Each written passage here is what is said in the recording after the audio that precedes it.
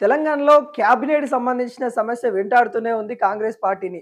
Senior నేతలకి క్యాబినెట్‌లో చోటు దక్కాలంటూ ఇటు సీనియర్ నేతలు, ఇటు కాంగ్రెస్ అధిష్టానం దగ్గరికి వెళ్తున్న పరిస్థితి కనబడతా ఉంది.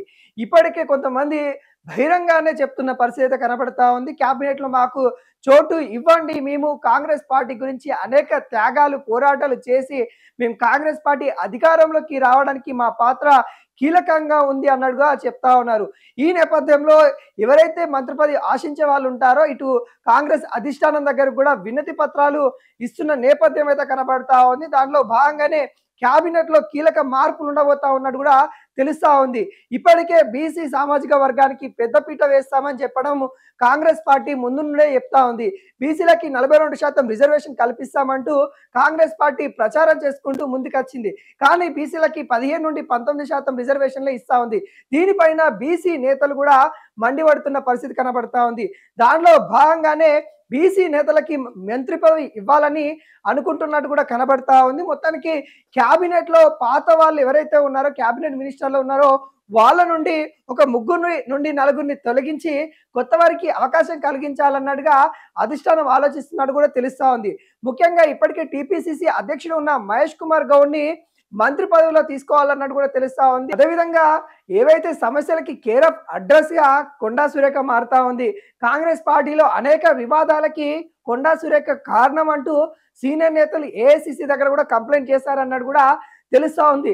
దాంట్లో భాగంగానే కొండా సురేఖకి మంత్రి పదవి నుండి తొలగించేసి ఎవరైతే రాములమ్మ మనం చెప్తాం విజయశాంతి గారిని తెలంగాణ రాములమ్మగా మనం అయితే వర్ణిస్తా ఉంటాము. ఈ నేపథ్యంలో రాములమ్మకు కూడా మంత్రి పదవి ఇవ్వాలి అన్నట్టుగా అధిష్టానం ఆలోచిస్తున్నట్టు కూడా చూస్తా ఉంది. తనకి ఇప్పటికే ఎమ్మెల్సీ పదవి ఇవ్వడం అయితే జరిగింది. ఎమ్మెల్సీ పదవి నుండి కొండా సురేఖని తొలగించి ఇటు రాములమ్మని క్యాబినెట్ లోకి తీసుకోవాలి అన్నట్టుగా అనుకుంటా ఉన్నారు.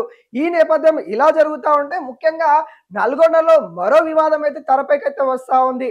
నల్గొండలో ఇప్పటికే రెడ్డి సామాజిక వర్గానికి సంబంధించిన వాళ్ళు మంత్రి పదవులు అయితే ఉన్నారు. కానీ అక్కడ మంత్రి పదవి కావాలి అంటూ ఇటు రాజగోపాల్ రెడ్డి అనేక విధాలుగా ప్రయత్నాలు చేస్తూనే ఉన్నారు. తన యొక్క ఎమ్మెల్యే సంబంధించిన నియోజకవర్గంలో కూడా కొన్ని కార్యక్రమాలు తన సొంత నిర్ణయాలతోనైతే ముందుకెళ్తున్న పరిస్థితి కనబడతా ఉంది. ప్రభుత్వం దిగి రావడానికి తాను రాజీనామా చేయడానికైనా సిద్ధంగా ఉన్నాను. తనకి మంత్రి పదవి ఇవ్వాల్సిందే. తను గతంలో బీజేపీ నుండి కాంగ్రెస్ లోకి వచ్చే సమయంలో ఒకవేళ కాంగ్రెస్ పార్టీ ఏర్పడితే మీకు మంత్రి పదవి ఇస్తామని చెప్పారు. ఇప్పుడు మాట దాటి వేస్తా ఉన్నారు అన్నట్టుగా చెప్పడం అయితే జరిగింది. ఇటు ఏదైతే అసెంబ్లీ ఎలక్షన్ మూమెంట్ లో కూడా వాళ్ళ ప్రజలకైతే హామీ ఇవ్వడం అయితే జరిగింది. ఇక్కడ రాజగోపాల్ రెడ్డి గెలిస్తే మంత్రి అయి వస్తాడు అన్నట్టుగా ఇటు మునుగోడు ప్రజలకి హామీ ఇచ్చారు.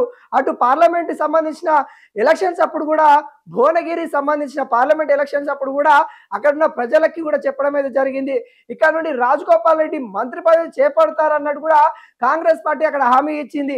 అంటే అనేక సార్లు రాజగోపాల్ రెడ్డికి అయితే మంత్రి పదవి ఇస్తామని హామీ ఇవ్వడం అయితే జరిగింది. కానీ మంత్రి పదవి ఇవ్వకుండా ముందుకెళ్తున్న పరిస్థితి అయితే కనబడతా ఉంది. ఈ నేపథ్యంలో ఇటు అన్న అంటే రాజగోపాల్ రెడ్డి సోదరుడు ఎవరైతే వెంకటరెడ్డి ఉన్నారో తన మంత్రి పదవి ఇటు రాజగోపాల్ రెడ్డికి ఇవ్వాలి అన్నట్టుగా చూస్తా ఉన్నారు. అదేవిధంగా కోమటిరెడ్డి వెంకటరెడ్డికి కూడా కీలక బాధ్యతలు ఇవ్వాలి అన్నట్టు కూడా చూస్తా ఉన్నారు. మహేష్ కుమార్ గౌడ్కి మంత్రి పదవి ఇవ్వాలి, ఇటు రాములమ్మ అంటే విజయశాంతికి మంత్రి పదవి ఇవ్వాలి అన్న ఆలోచనలో ఉన్నట్టు కూడా తెలుస్తా ఉంది. ఇవన్నీ కూడా స్థానిక ఎలక్షన్ తర్వాత ఈ పరిణామాలు జరుగుతాయి అన్నట్టు కూడా ఊహాగానాలు అయితే వినిపిస్తా ఉన్నాయి.